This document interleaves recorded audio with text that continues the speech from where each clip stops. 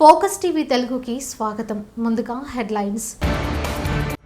PM Modi ఉత్తముడు, America singer Mary Millben ప్రశంసలు.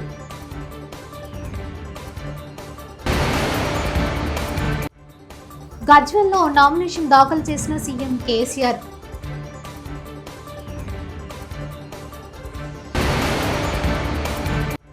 సిరిసిల్లాలో nomination దాఖలు చేసిన కేటీఆర్.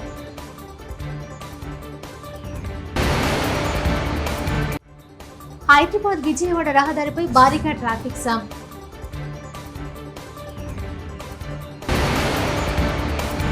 వేలాది మంది కాంగ్రెస్ పార్టీ శ్రేణులతో నామినేషన్ దాఖలు చేశారు Seethakka.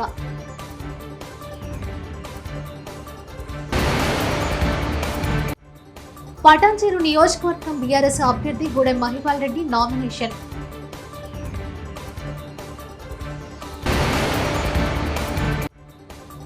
Janasena political action committee సమావేశం నేడు. ఆఫ్రికన్ అమెరికన్ నటి సింగర్ మేరీ మిల్బెన్ భారత ప్రధాని నరేంద్ర మోదీపై మరోసారి ప్రశంసల జల్లు కురిపించారు. భారత్కు ఉత్తమ నాయకుడు ప్రధాని మోదీ అని, మహిళలకు మద్దతుగా నిలబడ్డారని కొనియాడారు. అమెరికా భారత్ బంధానికి, ప్రపంచ ఆర్థిక వ్యవస్థ స్థిరత్వానికి ప్రధాని మోదీ ఉత్తమ నాయకుడని ఆమె అభిప్రాయపడ్డారు.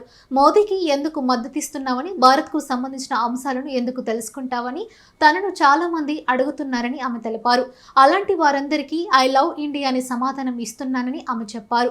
భారత్కు ఉత్తమ నాయకుడు ప్రధాని మోదీ అని తాను విశ్వసిస్తున్నట్టు పేర్కొన్నారు. బీఆర్ఎస్ అధినేత సీఎం కేసీఆర్ గజ్వెల్లో నామినేషన్ దాఖలు చేశారు. గజ్వెల్లోని సంయుక్త భవనంలో రిటర్నింగ్ అధికారికి 2 సెట్ల నామినేషన్ పత్రాలను ఆయన అందజేశారు. నామినేషన్ అనంతరం కేసీఆర్ ప్రచార వాహనంపై నుంచి ప్రజలకు అభివాదం చేశారు. బీఆర్ఎస్ కార్యనిర్వహణ అధ్యక్షుడు మంత్రి కేటీఆర్ సిరిసిల్లాలో నామినేషన్ వేశారు. భారత శ్రేణులతో కలిసి వెళ్లి సిరిసిల్ల ఆర్టీఓ కార్యాలయంలో ఆయన నామినేషన్ దాఖలు చేశారు.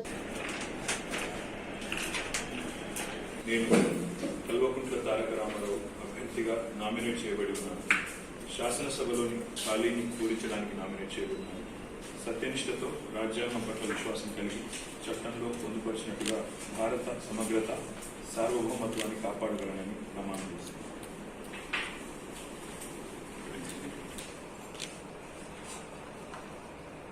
తెలంగాణలో కాంగ్రెస్ గెలుపు ఖాయమని సినీ నిర్మాత బండ్ల గణేష్ జోస్యం చెప్పారు. తాను కాంగ్రెస్ కార్యకర్తనని, ఆ పార్టీకి తన పూర్తి మద్దతు ఉంటుందని తెలిపారు.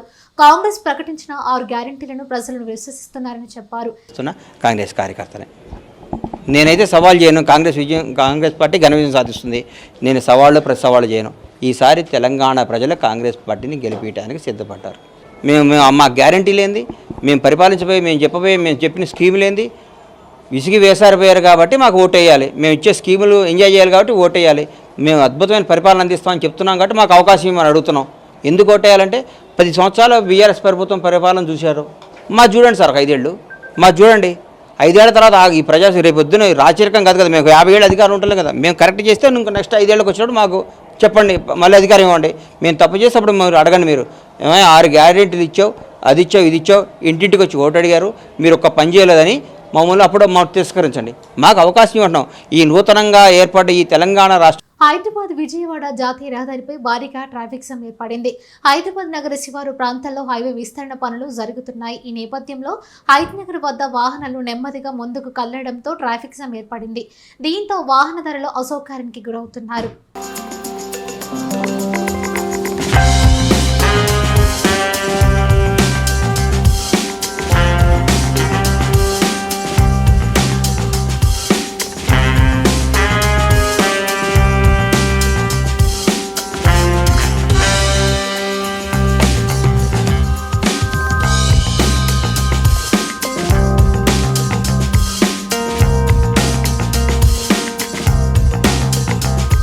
సిద్దిపేటలో మంత్రి హరీష్ రావు నామినేషన్ పత్రాలు దాఖలు చేశారు. సర్వమత ప్రార్థనలు నిర్వహించిన అనంతరం స్థానిక ఆర్టీఓ కార్యాలయంలో నామినేషన్ వేశారు. అనంతరం నిర్వహించిన ఎన్నికల ప్రచారంలో హరీష్ రావు మాట్లాడుతూ సెన్సేషన్ అవ్వడం కోసం కేసీఆర్ పై నోరు జారుతున్నారన్నారు. 7వసారి బీఆర్ఎస్ పార్టీ తరపున నామినేషన్ దాఖలు చేశారని వెల్లడించారు. సిద్దిపేట ప్రజల ఆశీర్వాదంతో మంచి మెజారిటీతో గెలిపించాలని కోరారు. ప్రతిరోజు మీకోసం 18 గంటల పాటు కష్టపడ్డానన్నారు. సిద్దిపేట ప్రజలు తన కుటుంబ సభ్యులని హరీష్ రావు పేర్కొన్నారు. 6 సార్లు అద్భుత విజయం అందించి సేవ చేసే అవకాశం ఇచ్చారన్నారు. 5 ఏళ్లు కష్టపడి పనిచేశారని ప్రజలు తమ ఆత్మసాక్షిగా తనకు మార్కులు వేయాలని కోరారు.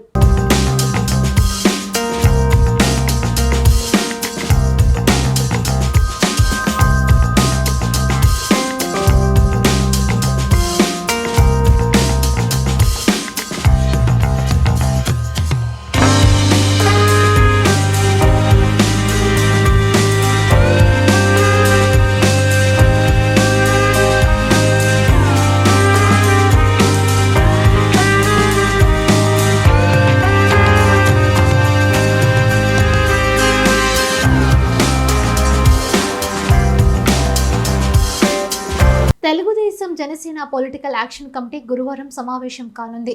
విజయవాడలోని ఓ ప్రైవేట్ హోటల్లో ఈ రోజు ఉదయం 11 గంటలకు టీడీపీ జనసేన ఆధ్వర్యంలో భేటీ కానుంది. ఈ సమావేశానికి టీడీపీ జాతీయ ప్రధాన కార్యదర్శి నారా లోకేష్ హాజరవుతున్నారు. ఈ భేటీలో ప్రధానంగా ఉమ్మడి మేనిఫెస్టో కామన్ మినిమం ప్రోగ్రాం రూపకల్పనపై చర్చలు జరుగుతున్నట్టు సమాచారం.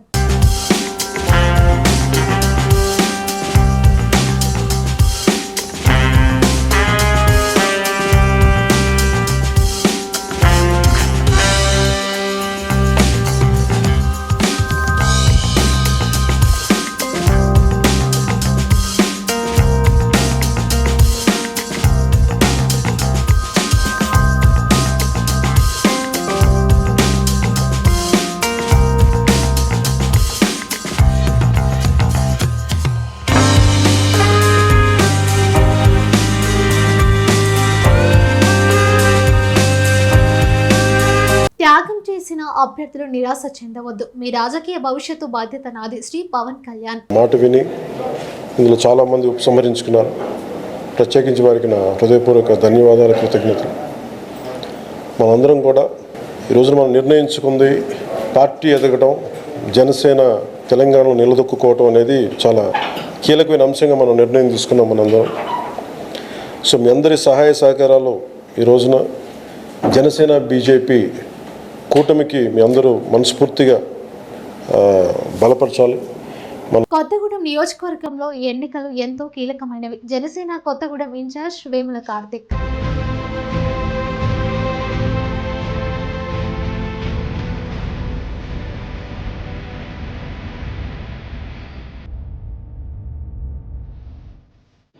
నా పేరు వేముల కార్తిక్, కొత్తగూడెం జనసేన ఇన్ఛార్జిని.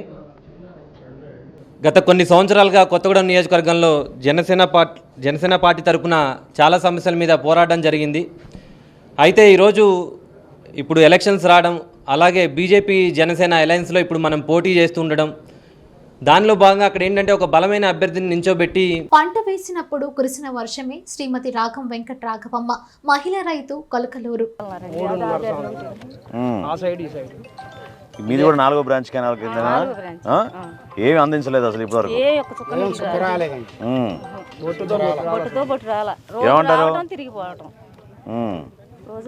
ఏమంటారు మరి? మొన్న కాలు వదిలేసాం, 3000 క్యూసెక్లు ఇచ్చాం, 2000 క్యూసెక్లు ఇచ్చామన్నారు. ఒక్క చుక్క కూడా లేవు. నీళ్లు ఇస్తే 3000 క్యూసెక్లు ఇస్తే మేము వచ్చిన మొగదుల్లో కాసిన ఉంటే ఇంజన్ వాళ్ళు లాక్కుంటున్నారు.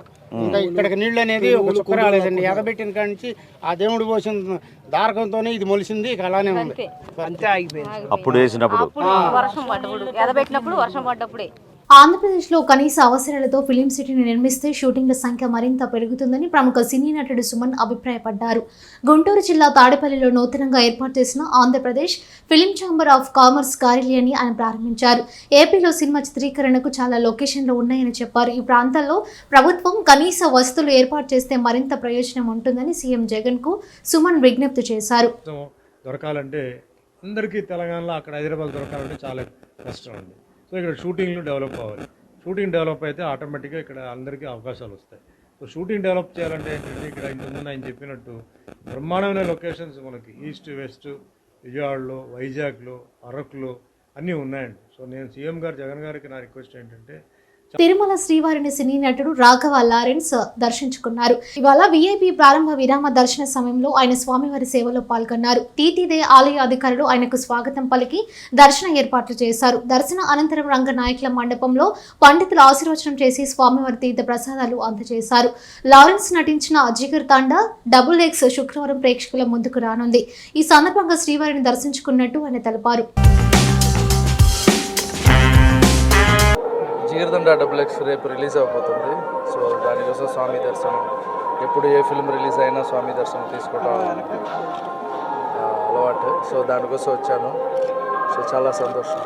నెక్స్ట్ మూవీ ఇంకా డిసైడ్ చేయలేదు, రిలీజ్ అయిన తర్వాత డిసైడ్ చేస్తాం. రేపు డిసైడ్ చేస్తాం. మీరు చూసి చెప్పండి. మెదక్ ఎంపీ బారస్ అభ్యర్థి కొత్త ప్రభాకర్ రెడ్డి సిద్దిపేట జిల్లా దుబ్బాకలో నామినేషన్ దాఖలు చేశారు. గత నెల 30న ఎన్నికల ప్రచారంలో కత్తిపోటుకు గురైన ఆయన హైదరాబాద్ యశోద ఆసుపత్రి నుంచి అంబులెన్స్ లో దుబ్బాకకు వచ్చారు. వీల్ చైర్ లో ప్రభాకర్ రెడ్డిని ఆర్వో వద్దకు సహాయకులు తీసుకువెళ్లగా ప్రభాకర్ రెడ్డి నామినేషన్ వేశారు.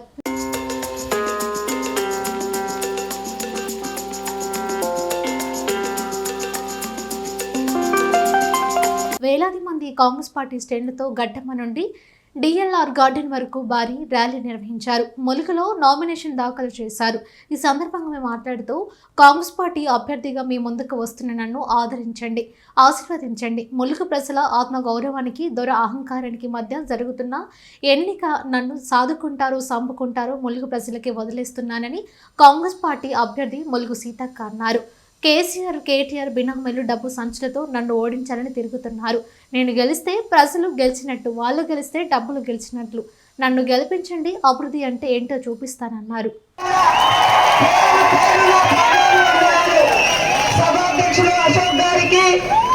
రేవంత్ రెడ్డి మీద పోటీ చేయకుండా ఆపిన షర్మిల. రేవంత్ రెడ్డికి వ్యతిరేకంగా పోటీ చేయాలనుకున్న వైఎస్ఆర్ తెలంగాణ పార్టీ కామారెడ్డి జిల్లా అధ్యక్షుడు నీలం సుధాకర్ని పిలిచి మాట్లాడిన అధినేత్రి వైఎస్ షర్మిల. పోటీ నుంచి విరమించాలని సూచించిన వైఎస్ షర్మిల ఆదేశాల మేరకు పోటీ నుంచి తప్పుకొని కాంగ్రెస్ పార్టీతో కలిసి పనిచేస్తామని ప్రకటించారు నీలం సుధాకర్. కాకినాడ జిల్లా పిఠాపురం మండలం నరసింగాపురం జమ్మలపల్లి గ్రామాలకు సంబంధించి సుమారు 52 లక్షల రూపాయల వ్యయంతో నూతనంగా నిర్మించిన సచివాలయ భవనాన్ని ఎమ్మెల్యే పెండం దొరబాబు ప్రారంభించారు. ముందుగా జమ్మలపల్లి గ్రామ సర్పంచ్ పెద్దింటి రజని, నరసింగపురం గ్రామ సర్పంచ్ దయ్యాల నాగేశ్వరరావు, పిఠాపురం మండల బీసీసీఎల్ అధ్యక్షుడు రాయుడు, చిన్ని, వైసీపీ నాయకులు ఉలవల భూషణం, నరసింగపురం మాజీ సర్పంచ్ ఓలిటి పాపిరెడ్డి, రాయుడు, చాందినిల ఆధ్వర్యంలో ఎమ్మెల్యే దొరబాబును ఘనంగా సన్మానించారు. అదేవిధంగా ZP chairperson Burra Anubabu, MPP కన్నబాబుల కామేశ్వరరావులను ఘనంగా సన్మానించారు.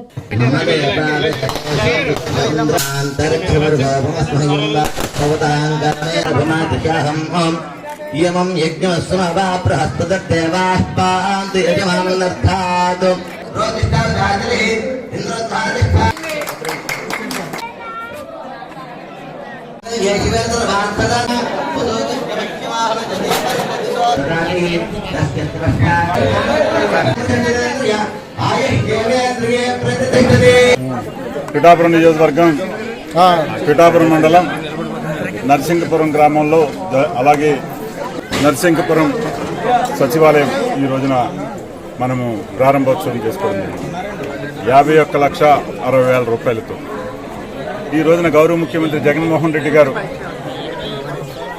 రాష్ట్రంలో ప్రతి 4,000 జనాభాకి ఒక సచివాలయాన్ని ఏర్పాటు చేసి దానికి 50 లక్షల రూపాయల గ్రాంట్నిచ్చి, అలాగే రైతు భరోసా కేంద్రానికి 21 లక్షల రూపాయలు ఇచ్చి, అలాగే హెల్త్ సెంటర్కి మరొక 21 లక్షల రూపాయలు ఇచ్చి ఈ రోజున ప్రతి గ్రామంలో గ్రామ స్వరాజ్యం అంటే ఇది అనే దిశగా ఈ రోజున ప్రతి గ్రామంలో కూడా కన్స్ట్రక్షన్ చేసి అక్కడ అందులో సచివాలయ సిబ్బంది 10 మంది అధికారులు, అందులో పోలీసు, మహిళా పోలీసు, ఒక సర్వేయరు, ఒక ఇంజనీరు, ఒక దేశంలో ఎక్కడా లేని విధంగా ఈ రాష్ట్రంలో ఈ ముఖ్యమంత్రి జగన్మోహన్ రెడ్డి గారు ప్రజల సౌకర్యార్థం వారికి పాలన దగ్గరగా తీసుకొచ్చే విధానాన్ని తీసుకొచ్చి ప్రతి 50 కుటుంబాలకి ఒక వాలంటీర్ని ఇచ్చి ప్రతి 4,000 జనాభాకి ఒక సచివాలయాన్ని ఇచ్చి ఈ రోజున పాలన ముందుకెళ్తున్నటువంటి గౌరవ ముఖ్యమంత్రి జగన్మోహన్ రెడ్డి గారు ఇప్పటికే వివిధ పథకాల ద్వారా ఈ రాష్ట్ర ప్రజానీకానికి అందరికీ కూడా వారి యొక్క కష్టాలను గుర్తించి వారి సమస్యలను గుర్తించి అన్ని రకాలుగా కూడా వారిని ఆదుకుంటూ ఈ 4.5 సంవత్సరాల కాలంలో ఎక్కడా కూడా నిరంతరం ప్రజల కోసం ఆలోచిస్తూ ప్రజల సమస్యలను తన సమస్యగా తీసుకుని ఈ రోజు చేస్తున్నటువంటి పాలన మెచ్చి ఈ రోజున గౌరవ ముఖ్యమంత్రి జగన్మోహన్ రెడ్డి గారి గురించి ఈ రోజున గ్రామాల్లో మేము తిరుగుతున్నప్పుడు గడప గడపకే మన ప్రభుత్వ కార్యక్రమంలో మేము తిరుగుతున్నప్పుడు అవ్వ తాతలు అక్క చెల్లెమ్మలు అందరూ కూడా ప్రతి ఒక్కరు కూడా ఆనందం వెలుగుచ్చుతూ జగన్మోహన్ రెడ్డి గారు వచ్చిన తర్వాత మా కష్టాలు తీరే మా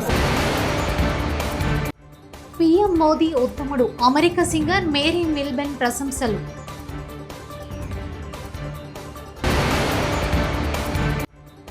గజ్వెల్లో నామినేషన్ దాఖలు చేసిన సీఎం కేసీఆర్.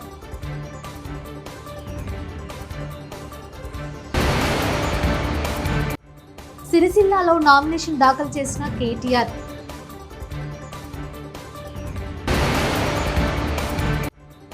హైదరాబాద్ విజయవాడ రహదారిపై భారీగా ట్రాఫిక్ జామ్.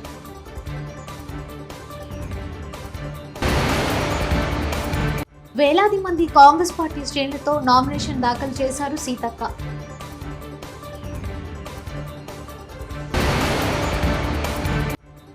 పటాన్చెరు నియోజకవర్గం బీఆర్ఎస్ అభ్యర్థి గూడెం మహిపాల్ రెడ్డి నామినేషన్.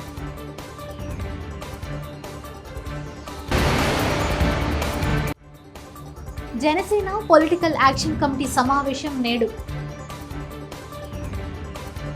ఇవి బులెటిన్ విశేషాలు. చూస్తూనే ఉండండి ఫోకస్ టీవీ తెలుగు.